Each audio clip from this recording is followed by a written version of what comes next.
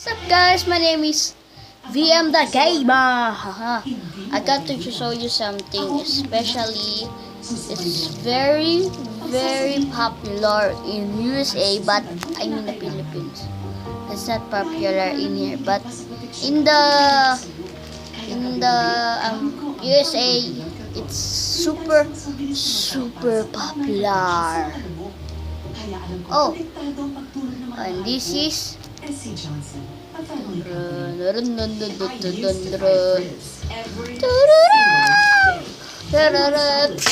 kidding. Get up there.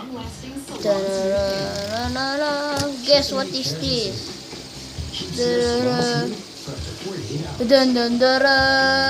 It's a fidget spinner! Yay! Did you see that? And this one is the green one. Let me make a fidget tower. Bakit si Rintas lang ang pinagkakatiwalaan ng kasama natin mga mami? Nagtanong kasi ako sa media ko kung ano ang okay ng vitamins. Hey, look at that. A fidget tower. But it's only two, that's not a fidget tower. So, I have a Roblox account. Its name 128 VON28. That's my name in Roblox. And then, guys, give me Robux. Just kidding. I don't have any money to buy some Robux. Ow. It actually hurt me.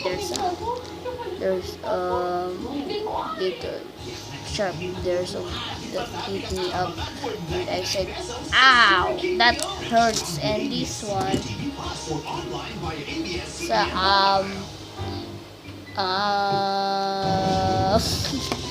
okay, somebody gave me this. His name is Tita Abby. An Abby.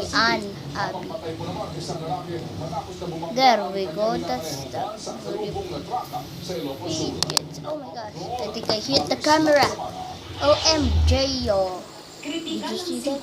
That's so very beautiful fidget spinner. Okay, let's do the trick. I do the trick. And then 3, 2, 1. Oh my gosh! I think I broke my table. 3, 2, 1. About 2. Illusion. Can you see the illusion of green and blue? Illusion.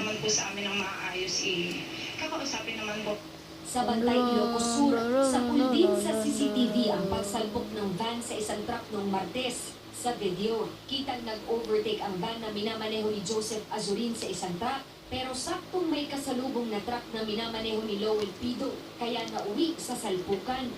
Gumatik, hanang tinita din ayon sa pulisya, maaaring hindi nakita. That's so crazy! Isinugod pa sa See you ospital guys si next pero time. nakahimik. Goodbye! Ikinagulat ng mga